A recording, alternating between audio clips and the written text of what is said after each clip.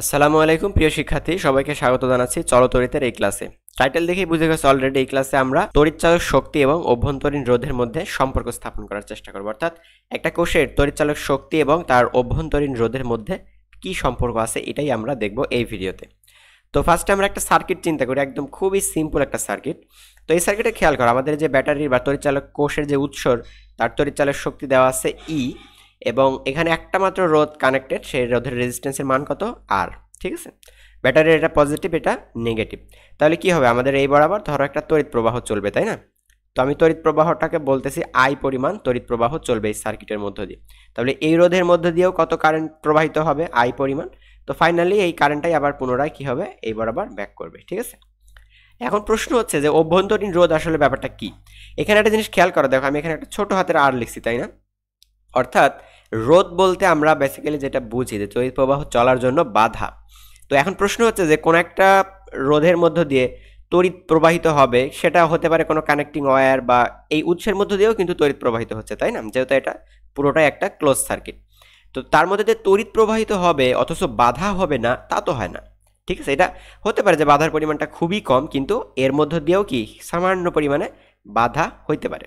তো ওই সামান্য পরিমাণে বাধাটাকে বলা হচ্ছে ছোট আর। অর্থাৎ এটা তাহলে আমরা বলতে পারি কি যে এই যে একদম যে তড়িৎ উৎসটা, বা ধরো সাপোজ এখানে ব্যাটারি চিন্তা করি আমি, যে এই ব্যাটারির মধ্য দিয়ে তড়িৎ প্রবাহিত হলে যতটুকু বাধা হবে, বাধার পরিমাণটা খুব সামান্য, তুলনামূলক এই যে বাইরের যে এক্সটার্নাল রোধের তুলনায় সামান্য, বাট সেখানেও কি সামান্য পরিমাণ হলেও বাধা থাকবে। ওকে, তো এখন বাধা যদি থাকে তাহলে এখানে একটা সামান্য ভোল্টেজের ড্রপ হবে, আবার এই রোধের মধ্য দিয়েও কি একটা ভোল্টেজ ড্রপ হবে, তাই তো? তো এখন তুমি যেহেতু এখানে সাপ্লাই দিছো ই পরিমাণ, অর্থাৎ এটা তোমার তড়িৎচালক শক্তি, তাহলে এই তড়িৎচালক শক্তি দুইটা কাজে ব্যয় হবে। কীরকম? বা আমি যদি একটা লিখতে পারি যে দেখো ই ইকুয়াল টু, আমি এটা লিখতে পারি যে এই বাইরের রোধের অ্যাক্রসে যে ভোল্টেজ ড্রপ হবে সেটা ধরো আমি ক্যাপিটাল ভি বলছি, এবং এই যে ব্যাটারির ভিতরে বা কোষের ভিতরে যতটুকু ভোল্টেজ ড্রপ হবে সেটা মনে করো ভি প্রাইম। তাহলে এই দুইটার যোগফল ইকুয়াল টু হবে আমি যতটুকু তড়িৎচালক শক্তির ব্যাটারি বা কোষ সাপ্লাই দিয়েছি। ঠিক আছে, তাহলে আমার সাপ্লাইকৃত বিভবটা দুইটা ভাগে ভাগ হচ্ছে, অর্থাৎ দুইভাবে খরচ হচ্ছে। একটা হচ্ছে বাইরের রোধের মধ্য দিয়ে খরচ হচ্ছে, সেটাকে আমি বলতেছি ক্যাপিটাল ভি, এবং এই ব্যাটারির মধ্যে অর্থাৎ ইন্টারনালি যতটুকু ক্ষয় হয় সেটা ধরো ভি প্রাইম। তো এখন তোমরা সবাই ওহমের সূত্র অনুযায়ী জানো যে ভোল্টেজের কনসেপ্ট কি, যে V equal to I multiplied by R. ঠিক আছে, অর্থাৎ একটা রোধ ইন্টু ওই রোধের মধ্য দিয়ে কতটুকু কারেন্ট পাস করে, এই দুটাকে গুণ করলে আমি ওই রোধের অ্যাক্রসে ভোল্টেজ পাবো। তাহলে এখানে খেয়াল করো তো, আমি এই ভি ইকুয়াল টু কত লিখতে পারি? আচ্ছা, এইটা যেহেতু আই, তাহলে এই রোধের মধ্য দিয়ে কতটুকু কারেন্ট যাবে, আই পরিমাণ কারেন্ট যাবে। তাহলে এই রোধের মধ্য দিয়ে কারেন্ট ইন্টু এই রোধের মান, তাহলে আমি কি পাবো, এর অ্যাক্রসে ভোল্টেজ পাবো। তাহলে ভি ইকুয়াল টু আমরা লিখতে পারতেছি কত, আই আর। ঠিক আছে, প্লাস ভি প্রাইম বলতে কি, ভি প্রাইম হচ্ছে এই যে রোধ কোষের মধ্য দিয়ে কতটুকু ভোল্টেজ ড্রপ হবে।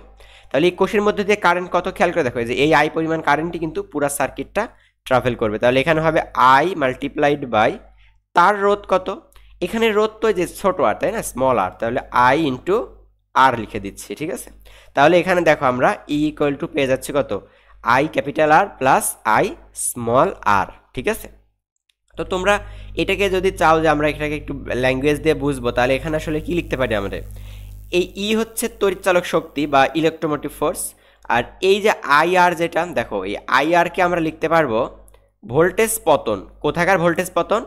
অভ্যন্তরীণ ভোল্টেজ পতন না, কিন্তু এটা হচ্ছে প্রান্তীয় ভোল্টেজ পতন। মানে এটাকে বলা হয় যে বাইরের যে সার্কিটগুলো আছে সেখানকার ভোল্টেজ পতন, বা এটাকে আমরা লিখতে পারি তাহলে কি, প্রান্তীয় বিভব পতন। ঠিক আছে, আর আই স্মল আর যেটা, এটাকে তাহলে কি লিখতে পারি আমরা, এটাকে লিখতে পারি হচ্ছে অভ্যন্তরীণ বিভব পতন। ঠিক আছে, আশা করি বুঝতে পারতেছো বিষয়টা, অভ্যন্তরীণ বিভব পতন। এখন এখান থেকে তাহলে কারেন্টের রাশিমালাটা কেমন হবে, কারেন্টের রাশিমালাটা খেয়াল করো তো। যেমন ই ইকুয়াল টু আমরা পাইলাম কত, আই আর প্লাস আই ছোট আর। তাহলে আমরা যদি একটু কমন নিয়ে লিখি, দেখো এই ইকুয়েশনটাই লিখবো, বাট একটু আইকে কমন নিব। তাহলে ই ইকুয়াল টু হবে কত, I into small R plus capital R. Okay, এবার তাহলে দেখো যে আমরা যদি শুধু আইকে সেপারেট করতে চাই, তাহলে এই আর প্লাস আর এটাকে আমাদের নিচে দিতে হবে, ই এর নিচে। তাহলে ফাইনালি আমরা কারেন্টের রাশিমালাটা পেয়ে যাচ্ছি, দেখো যে I equal to E divided by capital R plus small R. Okay, তো এই কনসেপ্টটা খুবই সিম্পল, জাস্ট আমাদের এইটা বুঝতে হচ্ছে যে আমরা যে পরিমাণ তড়িৎচালক শক্তি সাপ্লাই দিলাম এটা দুইটা কাজে ব্যয় হচ্ছে। একটা কাজ কি, একটা কাজ হচ্ছে একদম অভ্যন্তরীণ বিভব পতনের কিছু ব্যয় হচ্ছে এবং বাকিটা এই যে প্রান্তীয় বিভব পতনে কিছু ব্যয় হচ্ছে। ওকে, তো সেখান থেকে আমি আইকে শুধু কমন নিলাম, দেন আইকে কমন নেওয়ার পরে করলাম কি যে আর প্লাস আরটা আমরা এই পাশে এর নিচে দিয়ে দিলাম, অর্থাৎ আই ইকুয়াল টু তাহলে কি হবে E divided by R plus small R, যেখানে এই ই কি, ই হচ্ছে একদম সাপ্লাই ভোল্টেজ অর্থাৎ তড়িৎচালক শক্তি যেটা তোমাদের দেওয়া থাকবে। ক্যাপিটাল আর কি, ক্যাপিটাল আর হচ্ছে এই যে এইখানের ভোল্টেজ যেটা আর কি, আর এখানে রোধ আর কি, রেজিস্ট্যান্সের মান সেটা হচ্ছে ক্যাপিটাল আর। এবং স্মল আর কি, স্মল আর হচ্ছে ব্যাটারির বা কোষের যেটা অভ্যন্তরীণ রোধ, এটাও মোস্ট প্রবাবলি দেওয়া থাকবে, বা এটা যদি দেওয়া না থাকে তাহলে বাকি ইনফরমেশন দিয়ে তোমাকে অভ্যন্তরীণ রোধ হয়তো বের করতে বলতে পারে। ঠিক আছে, তো এখন এখানে আরেকটা কথা বলে রাখি, দেখো যে আমরা তো যে কনসেপ্টটা দেখলাম অলওয়েজ তো আমাদের একটা সার্কিটে দেখা যাচ্ছে যে এরকম একটা ধরো ব্যাটারির তড়িৎচালক শক্তি দেওয়া আছে ই, সে মনে করো যে E equal to 50 volt. Okay, plus minus, তো তোমাদেরকে সার্কিটটা তো অলওয়েজ আমরা যেমন এখানে দিলাম কি মাত্র একটা সার্কিট দিলাম, তাই না, মানে একটা রোধ দিলাম আর, বাট প্র্যাকটিক্যালি তো এটা সবসময় কি এটা নাও হতে পারে, তাই না। ধরো আমি এখানে একটা রোধ না দিয়ে আমি এখানে কি দিতে পারি, মাল্টিপল রোধ দিতে পারি, যে এখানে ধরো অনেকগুলো রোধ দিব আমি। সাপোজ এখানে একটা রোধ আছে, এখানে মনে করো একটা রোধ, এখানে একটা রোধ, এখানে একটা রোধ, এর বাইরেও মনে করো যে এখানে আরেকটা রোধ দিচ্ছি, এবং ফাইনালি আমি এখানে আরেকটা রোধ দিলাম। ঠিক আছে, তো এখন প্রশ্ন হচ্ছে যে তাহলে এই সূত্রটাকে আমরা কিভাবে ইউজ করবো। আর এখানে একটা মনে করো অভ্যন্তরীণ রোধ দেওয়া আছে, এটা মনে করো 1 ওহম, অভ্যন্তরীণ রোধ দিলাম 1 ওহম।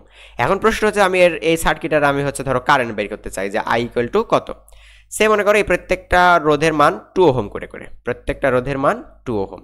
তাহলে এই প্রশ্নটা তুমি কেমনে সলভ করবা, এই প্রশ্নটা সলভ করার ওয়েটাও কিন্তু খুব ইজি, কারণ কি তোমাদেরকে প্রথমত এই যে ব্যাটারি ব্যতীত বাকি যা যা আছে, ধরো এখানে আমি একটা পয়েন্টের নাম দিচ্ছি এ, আর আরেকটা পয়েন্ট সাপোজ এখানে বি, তাহলে এই এ আর বি এর মধ্যে যে যতগুলা রোধ আছে এই সবগুলা রোধের আমরা তুল্য রোধ বের করব। এখন তুমি জানো যে সবগুলা রোধের যদি আমরা তুল্য রোধ বের করতে পারি, এখানে খেয়াল করো, তাহলে সার্কিটটা কিন্তু সিম্পল হয়ে যায়, কারণ কি ওই সবগুলা রোধ মধ্যে কিন্তু এখন আমাদের একটা রোধ চলে আসবে, এই যে এরকম দেখো, এটা দেখে নাম দেবো কি আর ইকুইভ্যালেন্ট। ঠিক আছে, এটা ধরা ছিল ই, ব্যাটারির অভ্যন্তরীণ রোধটাকে ধরতেছি আর, পজিটিভ নেগেটিভ, আর এইবার আবার মনে করো আমাদের কারেন্ট আই, অর্থাৎ এই সার্কিটটাকে আমরা সিম্পলিফাই করে কিন্তু এই ফরম্যাটে লিখতে পারবো। ঠিক আছে, তো ওই যে আগের স্লাইডে যে আমার যে আর ছিল না, এই আরটা আমরা জাস্ট একটা রোধের জন্য দেখাইছিলাম, বাট এটা যদি মাল্টিপল রোধ হয় তাহলে এই সবগুলাকে আমরা ইকুইভ্যালেন্ট করে তুল্য করে যেটা পাবো ওইটা হচ্ছে আমাদের ওই আরটা।